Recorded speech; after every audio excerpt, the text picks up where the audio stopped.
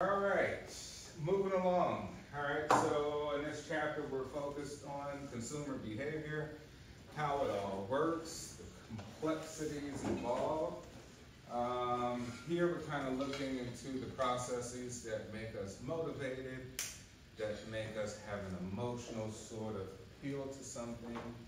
So we're basically talking about our emotions and how they're relative to our decision-making process. How do you make decisions? Are they purely logical, rational? Are they combined with some sort of emotionality in some sense? Can marketers change all of that by doing some clever things? What are some clever tactics used?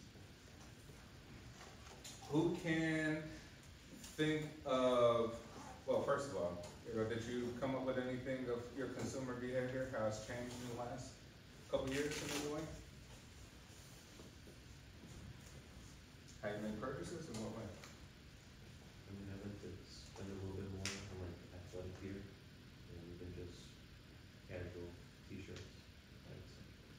What's the cause behind that? Like, what's driving that for you? Is it like you're maturing, just getting older, you're making more money, or you're paying more attention to like quality than other factors? I would say I make a little more money now and I like to pay attention to certain factors like quality. Okay. So marketers would say, hey, we have his information somewhere, right? Social media, he's shopped on websites before. We're also seeing that he's transitioning in age with his information, typified by also a change in economic situations, right? Social economic status may bump up a little bit, right? You get a job, get a second job or something, and they're looking to sort of make those appeal towards this changing, evolving customer. They say, well, this particular customer at one time didn't really care about quality too much, wasn't paying that much attention, but now he is. So how do we gain him as, or retain him as a customer, get him as a new customer? What are the tactics that we're going to use? Do all sorts of things. Is he on Google? Is he on Facebook? Is he always on TikTok? Is he always on Instagram? How do we use all this information, kind of source out what to present to you as a way to persuade you to make a decision about something? What were you thinking? I tend to look online first before I go to buy anything. And then if I like what I see online, then I'll go to the store and get it, or I'll just order it online and pick it up at the store. Okay. And before, what were you doing? Before I would like spend more time at the store and like look through different stores as well. And now I mainly do everything online. Yeah, hey, consumers are like, well, you know what, I could go to walk through Target, but then maybe they're out of the stuff that I wanted. I'll be pissed off when I just simply just went online and looked, right? Find different stores that had it. At this one store, they only have limited options. This is not everything that Target offers in this category, which if I went online, I can see what they offer almost in every category. There may be something, a promo code, a coupon that I'm missing out at, that's not expressed here. This just takes a lot of time, right? So for now, for you, like, well, maybe it depends on the item. If it's like a shoe, like, oh man, it's really cute, but I want it, it's comfortable, right? Maybe I'll buy it if it's like, I'm thinking it's really popular, it's gonna maybe go out of stock or something, I'll grab it online. But maybe not, like, I'll save it somewhere and then I'll go to the store and purchase it later. How about you? I feel like I tend to buy stuff that I feel like is more utility, whereas when I was a little younger, I feel like I bought unnecessary things. Yeah, frivolous spending versus like buying what you need, right? You're a thoughtful, very analytical purchaser now. Like, if you don't need it, you're not buying it, right? Can you think of any way your consumer behavior's changed in the last couple of years? I guess for like concerts, I just buy them. So I guess it's an impulse behavior. Because I don't. Does it matter like who's playing, or you're like, no, I just like the feeling of going to concerts. It's It fun. does, like if like a certain like person is coming and I like them, I'll buy it. Okay. So you buy according to the artists that you want to see. But are you willing to kind of pay kind of any price to be there? It depends, Okay. yeah, but like, closer the better. What about like $1,000 that Chris Brown wants to have those little hugged up photos after the concert? I don't think so. All right, so this is about, hey, emotional processes. This is not always rational. We think they're rational, but there's always emotionality behind it. Couple things to remember. Human beings, by natural design, need emotional needs service first, even over material goods, right? Several studies have been shown, particularly with monkeys, right, that if you take monkeys, particularly rhesus monkeys as we call them, away from their moms at birth, and you can introduce them into like a laboratory with stick figure moms. 2 moms, stick figures, right? One has food and water, which you need to live or you die. Another one could just have a blanket wrapped around it with no water, no food. All the evidence shows that monkeys will go to food and water really quickly to get the food and water, and then spend all day wrapped up with blanket mommy. So like 95% of the time it's with blanket mommy versus 5% or less is with food and water. It's also shown once you introduce those monkeys back into their original parents, right, who they feel abandoned them, they don't want to have anything to do with them. The babies said, we'll push them away and go in the corner, and the monkey mommies are trying to force them to be with them. They don't want to. So bad that they miss that blanket mommy who's not a real animated organism, that they will just stop eating and die. Right? So we've had several studies like that to show something principle, since it's our closest sort of relatives, we could call them. Doesn't matter how much money somebody has. You'll leave them and divorce them if your emotional needs aren't satisfied, right? You think you want the Ferrari, you'll get over that as well too. Once it stops satisfying emotional needs, and then you want something else, right? So no material good really lasts that long. And so marketers are aware of this fundamental things like this, that we need emotional needs service more over the material good. So let's look at the brain and figure out how this all looks from a physiological point of view.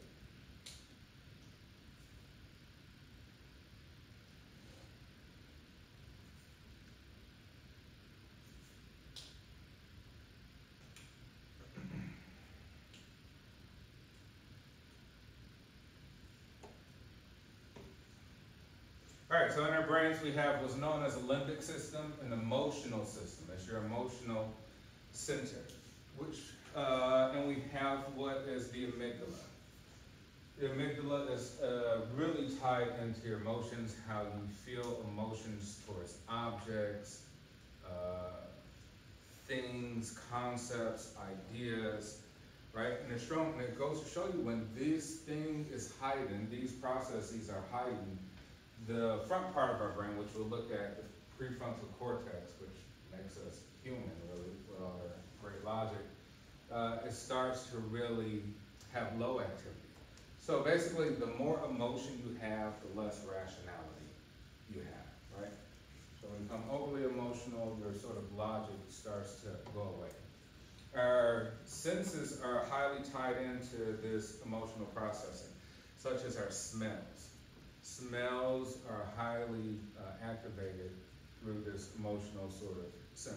So sometimes you may smell something, give you a memory of your grandmother, your grandfather, right? Certain scents will remind you of certain stores. Certain stores use fragrances coming out to attract you in some way, right? Because there's sort of an emotional appeal just to fragrance. Certain food places pumping out the odors of their restaurants in order to try to attract you over competitors, right? So we say, hey, emotional center is very important to understand in how we make decision making. And here's that prefrontal cortex, right? So we say, hey, you know what? This kind of loses activity as the limbic system, which is kind of more down here, is more activated, right? So we lose our logic when we have more emotional sort of activity. So how is this used in marketing? Well, let's see. A few things. Energy companies have found that if they've placed emoticons or emojis on your bill and showed you that A, you're either doing better than your neighbors in terms of energy consumption, or B, you're doing worse than your neighbors in terms of energy consumption, it alters the usage of, say, electricity. It begins to, the usage goes down because now it's become a game. And it's the game of winning, right? It's more so an emotional appeal to be better than your neighbors. You feel like you're doing a little bit more responsibility in terms of your competitor. So something just as small as placing an emoji on light bills can alter the behavior of people who consume electricity, right? Based on emotional appeal to try to win, right? To try to beat, either try to beat your neighbors, or you feel that you're being a little bit more ethical, responsible in your usage than your neighbors. Some other ways. I had the urinal up here. Right? Everything costs. Running a business, everything costs. Every little single thing. So they found even at airports, right, with the urinals, that men typically are very nilly-willy in terms of spillage. So when they go to urinals, they are not thinking. They're looking up at the sky, looking around, and thinking about other things, subconscious stuff. And so they figured out that if they added, well, this is supposed to be a fly. It's just really a figure of a fly kind of that was used with adhesive, kind of stuck to there. They found that adding this little fly in their urinal caused men to once again play a game. Gamification, this emotional thing of trying to do something better than others, or trying to do something to beat your previous sort of experience. They found that it did less spillage. So something as simple as that, and that was less money for their maintenance staff to come up cleaning. They were more efficient because the airport, there's so many bathrooms, right? The amount of time to clean up bathrooms based on how dirty they are. So something just as small as adding a little fly sort of within the urinal actually decreased maintenance costs within the airports. Seven others.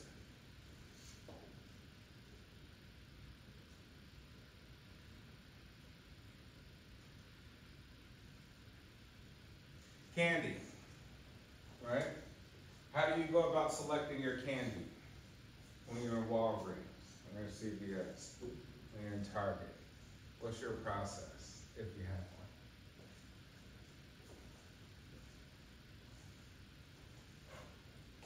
Or what do you think is a strategy here, even for advertisers in getting you to select? Is it organized in some sort of way that you observe when you go to the stores?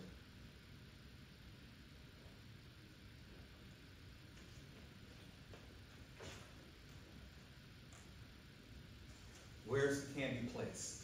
Usually when you go to grocery stores.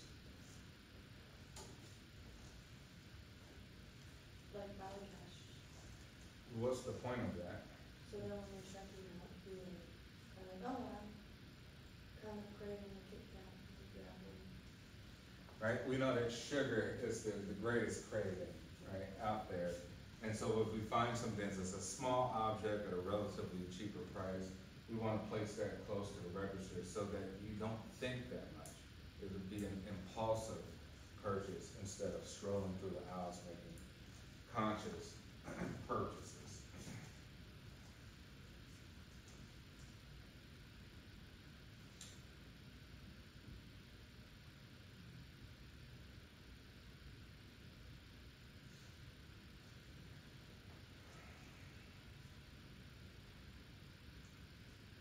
So even with Google, Google gets paid through Google Ads. This is not the best representation, but that's the one I could just find really quickly. But based on the Google Ads, Google get paid per click, right? So Google's like, well, how do we increase the amount of people that's going to click on our Google Ads that we get paid for, right? From advertisers, from businesses, from companies. Google found that they could just change the color so subtly that through their research they found one particular shade of blue, which is really that blue. I believe it's that blue, which is kind of out of 50 shades of blues, right? This increased their revenue when they first launched this by like $800 million. One tiny shade of blue increased their revenue by $800 million in terms of getting people to click on Google Ads, right? So we know that colors have emotional appeal, emotional power.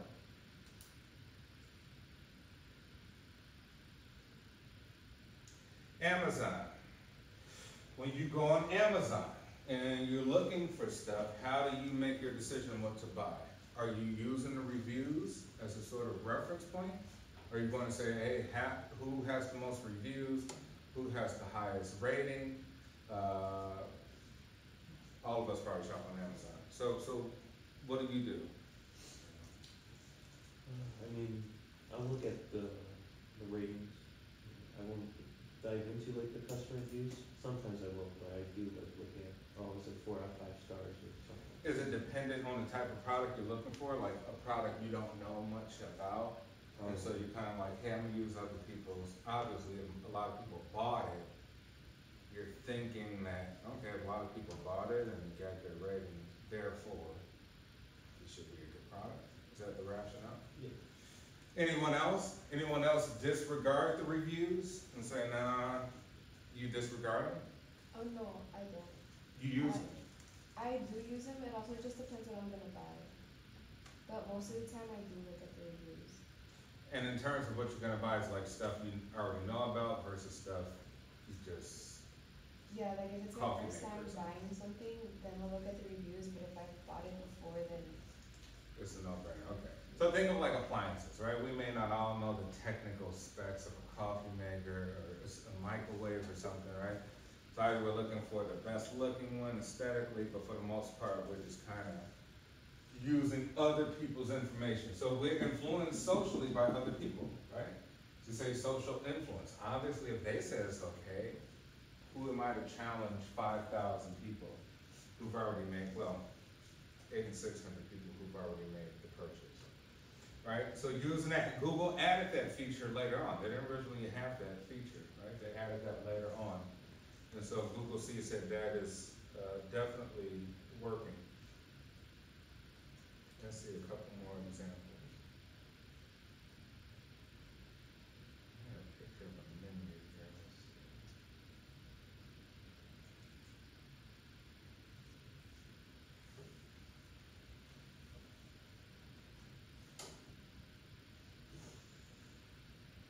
Right? The power of too many choices.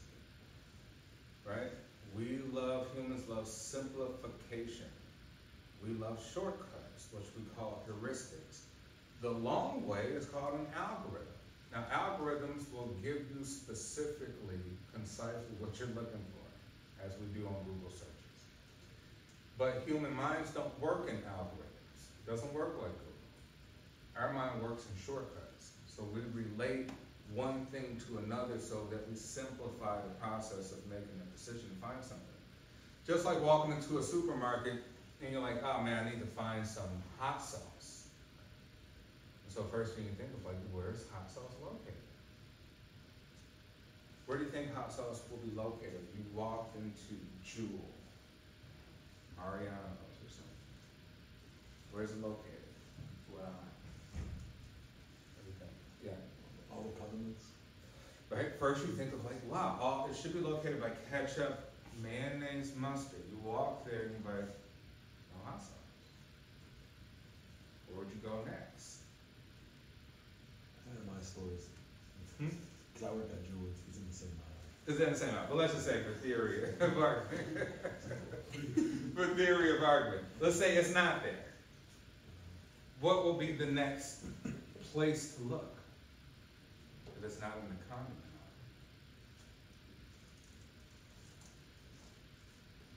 Like the international aisle. aisle. Yeah, you like him, we're looking at ethnic food section. Right? You go to the ethnic food section like, oh man, they put all the spices, right? Well, let's say you go to ethnic food section, like, well, it's still not here.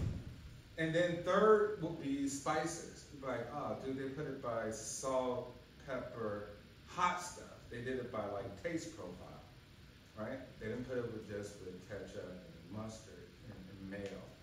And so we probably have three choices to make. Well, why do we simplify it that way? Because the human mind loves shortcuts. So we can't think that hard. We don't want to think that hard, right? An algorithm would be if we walked up to the customer service, like, hey, you got a map of the aisle, right?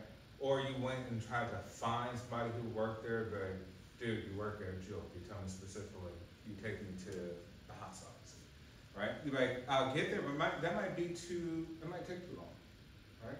That might take too long. So you're like, I'll find on my own, knowing what I previously know, put it all together as a shortcut way of finding something. So we like simplification, right? This is not simplification. So when you go, you will experience stress and anxiety looking at this, because once you're like, well, what we call choice overload. Like no one knows to choose. Oh man, I want orange chicken. Oh, but they got Kung Pao. They got General Chow's too. You know what I mean? Like all sorts of stuff. So this is not a good way of representation. And so if you go to Chinatown, usually they have menus that have like 500 items, right? Now, unless you're maybe ethnically Chinese or something, like, oh yeah, I could quickly like look through this stuff and see how it's organized by taste and different types of characteristics. But for the average person, we would experience what decision analysis paralysis, decision anxiety, choice anxiety, things of this nature. As opposed to keeping it simple. We say keeping it simple wins.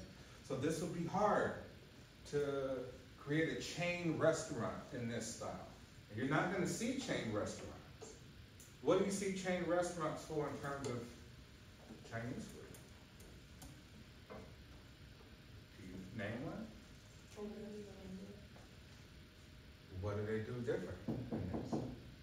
They have like a few options that you can see right when you get there. Not like a few, but like basically they have everything the same all the time, except like every once in a while they'll have like a specialty flavor. And it's visually present. It's not a menu looking at just a picture of some food, right? So like, hey, how do we get people in a way of using good Chinese food? Because we probably all like Chinese food, right? But we're just like, hey, we don't really know what to choose. And if we do choose, we probably choose the same old stuff every single time. Sesame chicken, orange chicken, crab rangoon, egg rolls. And so, one is marketing efficiently, the other one is not, right? So we say Panda Express is doing, probably great advertising here by inducing you through actually looking at the food, smelling the food, it all looks good, and it's a very simple menu.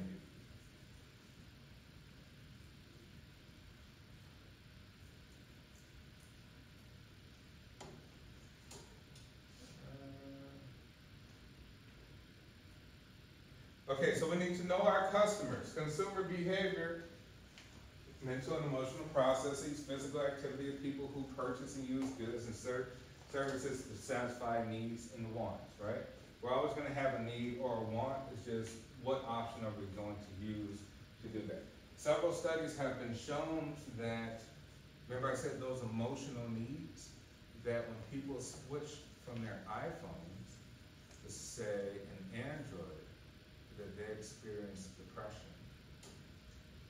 Simply from no longer having an iPhone. Why would someone experience depression by switching to Android?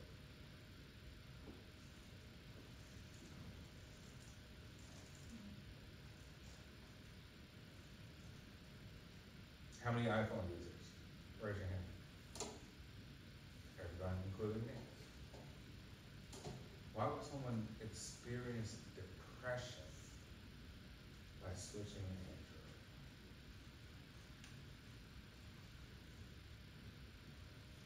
Is it just the phone? Is it what?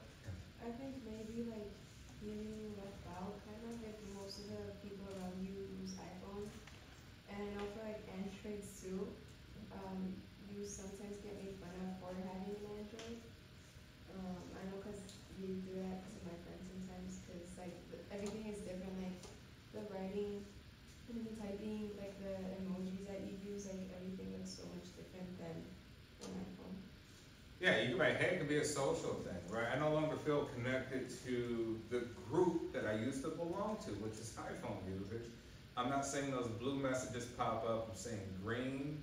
If I send them a photo or they send me one that looks all messed up, right? They're pixelated because it's maybe in different formats.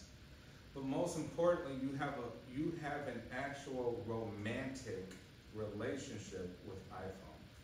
You've been dating iPhone for however many years that you've had an iPhone. Because we say, although you think it's rational, those emotional appeals after a while kick in.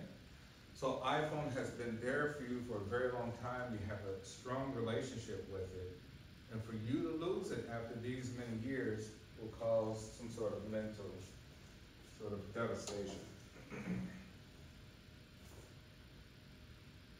All right, and then we saw last week, on Tuesday, processes, right? We identify a problem that we have, we search information for what it is we're looking for, we evaluate selection, we think about price, form, function, all of that. Pick where we're gonna buy it at, store choice or online or something like that, and then post-purchase behavior, positive or negative experience. Hey, I'm never coming to this restaurant again, it sucks. Hey, I'll be back here tomorrow because I can't believe how awesome the food is. Hey, these shoes I'm wearing are beautiful and comfortable. I think I might buy a second pair in a different color. Maybe I'll buy all 5 colors that they have available, right? How satisfied I am. And we say all of that happens by a few things. Interpersonal influences, right? Your family, your culture. Do we dress culturally? Right? Do we dress socially? You may say, hey, Dr. Ross, sometimes you look like a professor. Like, what does that look like? Well, you know, there's an archetype. There's a type, right? Someone be like, hey, man, you dress sporty, right? Dress athletic. What's that look like? You know, type, right? We're influenced by our social circles, our culture, and our family, and overall society, right? Because we want to belong. Well, most of the time we want to belong, right? Trendsetters could be people who don't want to belong. They just kind of moving on. Non-personal influences. Time. Do I have the time to make the purchase? Do I have the time to even look to make the right purchase? Man, I made an impulse buy, and you're like, man, if I had more time to think about it, I would have chose differently. Maybe it's a house. Like, man, I got a busy schedule. I bought this house, but I'm really not satisfied with it because it's too busy. I had to make the right choice. I should give myself more time. Right? Place, where is it going to happen? In an environment. Maybe you're not in the right place, right? Or the right environment to make great choices. Maybe you are. And then we said perception is different, right? We have our sensation, our 5 senses, potentially more than that. But how we perceive them is something different, right? We already established that sun is white, perceived as yellow. There's many things we see out in the world that we just perceive in a certain way, right? So perception is everything, more so than the reality, to be honest. And then learning and persuasion. We've all been conditioned. We are all operating on a program. That's why you are here in college. You're following the program, a sequence of events and education that you think that will lead you to some idea of success, career, right? And somebody else, I'm like, I dropped out in 3rd grade. Wow, I did. Yeah. I'm operating on a different program. They tried to condition me, and I told them no. I rejected the conditioning. So we're all being conditioned. So So in psychology, we really don't even call it learning, right? Maybe we only learn by observation, kind of watching others, but truly, if we are being instructed, we're being conditioned. New phrases, concepts, words, ideas that we put into our memory, we either accept or reject. But usually we accept it, we find that other people are, a lot of people are behind it. And then we say motivation. Motivation is tied to that amygdala, right? To that limbic system. Motivation is emotion. That amygdala is also tied to heart rate, breathing, blood pressure, which we call the sympathetic nervous system. So literally when you are motivated, your heart will beat faster, you will breathe heavier, your blood pressure will increase just by sheer motivation, by sheer energy, right, and increase. So even if you decide to go for a jog or something like that, you are motivating yourselves, and obviously it's going to cause everything to go up. Right?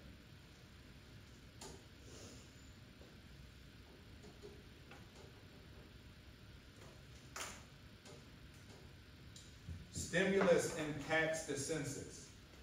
Right? We're all stimulated by different things. Remember we said that could even be cultural. Let's say the Chinese are stimulated by the color red, right? It's a national flag, and it's so powerful and symbolic that anything red means something significant. Others may not be so much influenced by it. You may come from a different culture where certain colors are really important.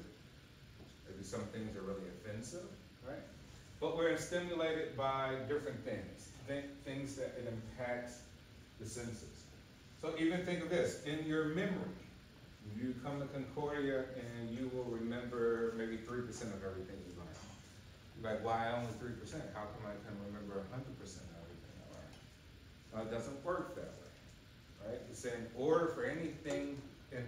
for you to even pick up the signal in your brain, you have to be stimulated, consciously or unconsciously. Which means even when I'm up here speaking, I may say a phrase, a word, or show a photograph and like, yeah, I like that. I'll pay attention, right? And then other stuff like, oh, not so much. I'm secondary hearing, which is fine, right? But this is just how the human mind works. We're stimulated by really three things. Did Dr. Ball say anything new that was interesting, something novel? Did he say something familiar that I know about, that I can speak about, right, that I have an opinion on, right, something familiar? Or just something that just seems very interesting, right? Something that just kind of really piques our interest that we're not certain about, right? That we're not certain about. So think of that, even in like elementary schools, there's a high diagnosis of, say, ADD, ADHD, when really it may be that kids are just not really interested in most of the subjects being taught, only interested in certain things, right? That could be understandable.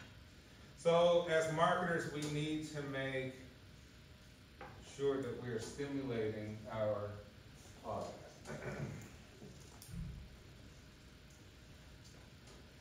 So how do we proceed? How are we stimulated? Well, we're stimulated by advertisements and commercials, promotions, news items, product stores, price tags, right? The 9.99 cent sort of strategy. Does that work, you feel, for marketers? Rounding down 1 cent? Okay, conversation. And then physiological screens are sensory. We got all of our senses there. Sight, hearing, touch, taste, smell. There's probably more senses that we could talk about. And then emotional, psychological screens, your personality. When we say personality, kind of can comprise in about 5 things, right? How open-minded are you? How conscientious are you? Are you introverted, extroverted? Are you very agreeable or disagreeable? And are you neurotic, right? Do you have usually a negative mindset towards events and things like that versus a positive mindset. Self-concept, who do you think you are? When we say, hey, you're emotional, are we going to advertise based on making someone feel that they're more than what they truly are, right? We could talk about all sorts of controversial things there. Their attitudes. Abercrombie and Fitch. What does Abercrombie and Fitch do to gain your attention when you walk into the mall? Anybody ever bought from Abercrombie and Fitch? What do they do to get your attention? In the mall. Right, they have their fragrance. Yeah, I was gonna say, I think it's the smell. Yeah, it's absolutely the smell, right? And so you're like, hey, we could just be another store here with a sign with clothes in the window. But B, let's have a unique design on the outside that looks kind of California-ish, right? A whole different aesthetic. 2, let's pump out some scents so that we can get stimulation from the senses from people walking by, right? We'll kind of make you notice us, even if you don't want to. It works, right? And also it may change your attitude. You're like, hey, I was in a bad mood, but man, that smells really good. Now it's changed my actual attitude. I feel good now. Maybe if you smell food, you're like, man, that changed my mood, right? Maybe I was kind of down and out, but this company made me feel good about it. And then your habits, right? We're creatures of habits for the most part. And then whether we are aware or unaware, how do we go about doing that? And then mental files, information with needs and wants.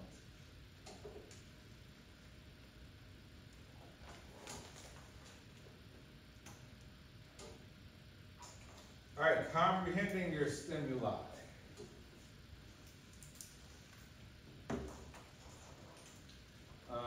So we're talking about here cognition, right? Cognition is thinking. How do you go about thinking based on some emotional standards, some innate factors, some learned factors. Right? We could say some theories of learning, classical conditioning, operant conditioning, social cognitive theory. Who knows what classical conditioning is? Anyone ever heard of Pavlov's dogs? Anything? You heard of that before? Can you tell me about that? I mean, I remember with that, it's like, he had the dogs, and, it's like, there's like a reward, like, they would get used to like the smell of the food, I think it was, like every time you would press the bell. Yeah. And even like, eventually, when there wasn't any food, but they heard the bell, they would like drool, still thinking about the food. Yeah.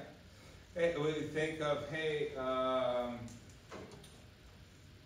how do we associate one thing in our mind to the next, right? Something based off a neutral stimulus, which is something that you don't need anybody to do, that we naturally do. So for the dog's sake, it was salivating, right? Dogs naturally salivate when they see food, when they smell food, right? But what else can we introduce to make them salivate without the food, right? We could try to associate food with a sound, a bell, right? And so now they're like, hey, you know, we're not even introduced to food, but now we've locked into the dog's mind that a bell means food, right? So the dog will actually naturally salivate when it hears a bell. You're like, whoa, that's pretty powerful. I can make someone salivate just by a sound. I'm not gonna even bring them the food, right? Or maybe I will. Maybe I'll switch it up. How do I switch it up? That's up to me. I can literally control the behavior of others subconsciously. Those dogs subconsciously control, right? So now they have this automatic processing, automatic response. And we can use that in advertising, in marketing, by conditioning people to when they see a certain object that they're related to something else that causes some sort of emotional or subconscious appeal. Could you think of anything out there which marketers do that?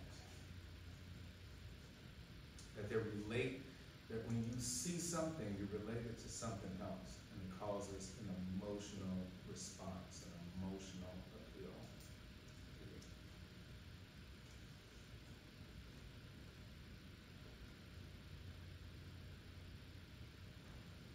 Think of anything, sounds, sights, or smells, or taste.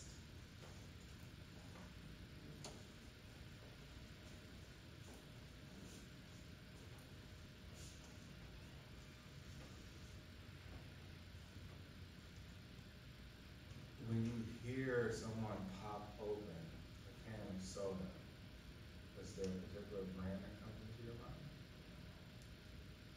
Based on prior advertisements you watched, anything? Who could tell me what pops into their mind?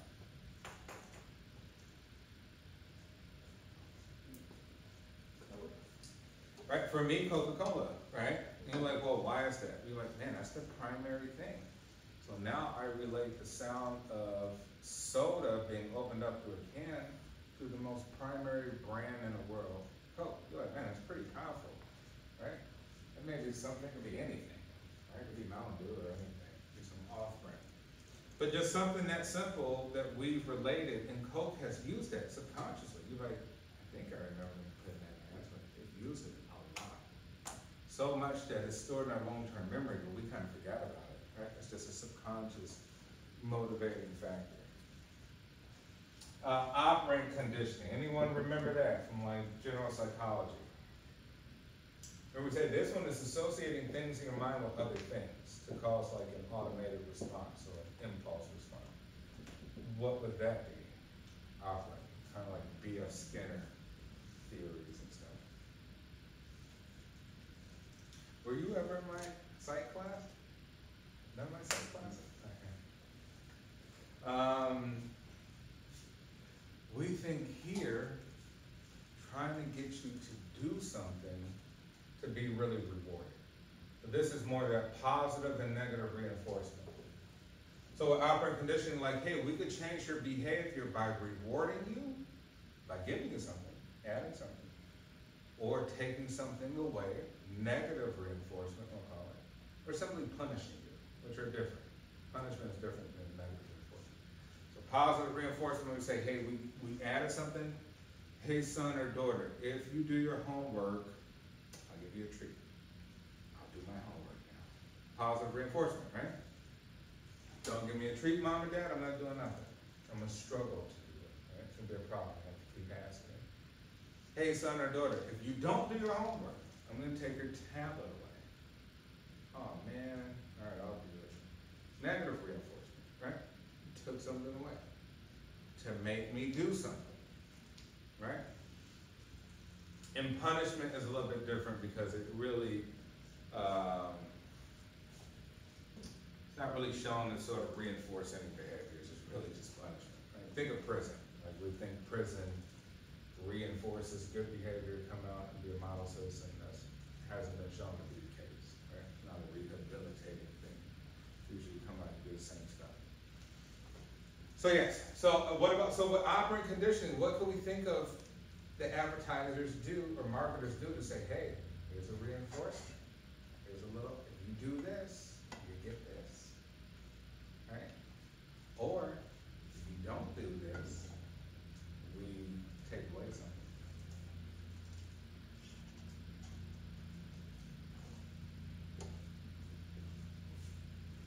Yes. Kind of like when they do like the refer a friend thing, like, oh, if you refer a friend, you get like $50 off the next purchase, or like $50 off like your bill or something. Yeah. And you're like, hey, win for me, right? Maybe a win for my friend too. And it might constantly reinforce because then they can also share it with somebody and get their $50 too. Right? So you're like, yeah, I'll do it. And you might actually push your friend to do it. Like, hey man, please can you sign up? You know what I mean? Like you probably send something like, that's different. You normally don't ask me for something. Why are you doing this? Change behavior a little bit. What about negative reinforcement where they take away something if you don't do something?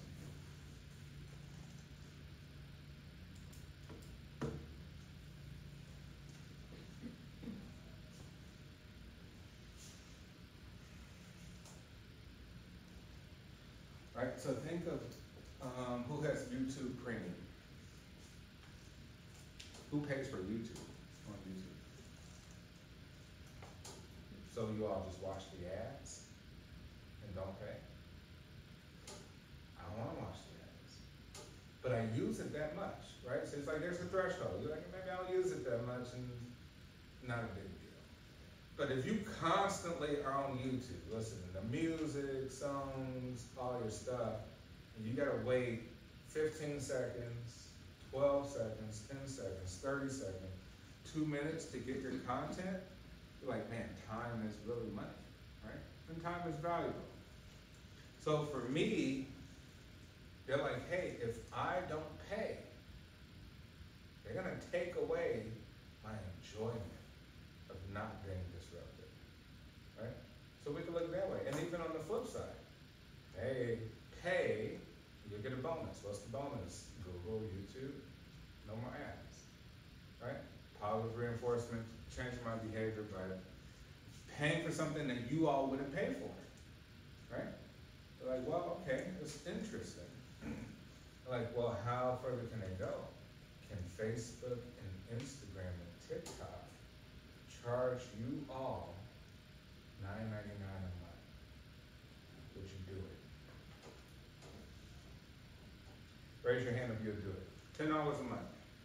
Facebook, Instagram, TikTok. I'll go on Twitter too. Who wouldn't do it?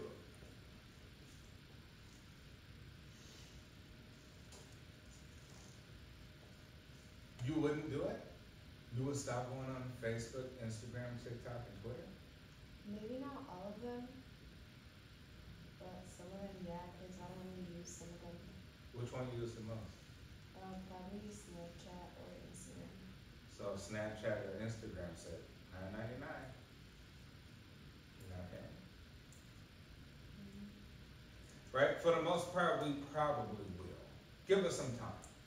Right? We'll miss it. We'll miss with that FOMO, right? Fear of missing out what's going on in cyberverse and social media universe, right? And so they can, but they're like, hey, you know what?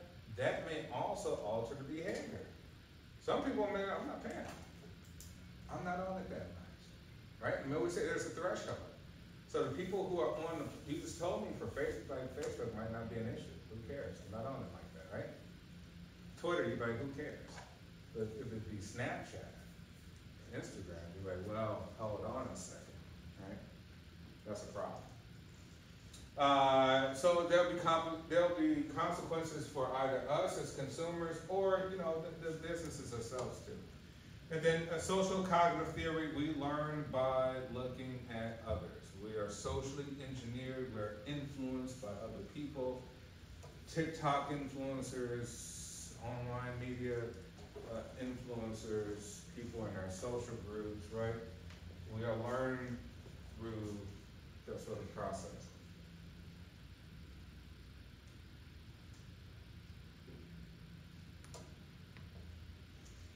Okay. Kids eat free. Hey, free is a word that most people respond to positively. Who's showing up if they say, hey, free pizza and Coke right down the hall as soon as you leave class? Who's going? Raise your hand if you're going to get some. Free pizza and Coca-Cola. Right? Why? What's your motivation to go? It's free, right? Right? You know, as free as me is the kind of thing, right? Because we perceive something that's like, dude, nothing really comes free, right? Unless you stole it or something, right? But, so we're like, hey, free is an attention grabber. Put up free anywhere. On the street corner, I guarantee you people be lined up for anything, right? You could be free, I don't know, just make up anything, right? One free taco. You'll see just random people line up. They'll probably be late for work, doing all type of stuff. I'm like, man, that's pretty powerful. It's like, are we lab rats? Like, you could simply throw up a stimulus, a signal, and there's a response, it really is, this is how it works. In my profession in psychology, this is how it works, right? We are really lab rats, you know, it's like you still have to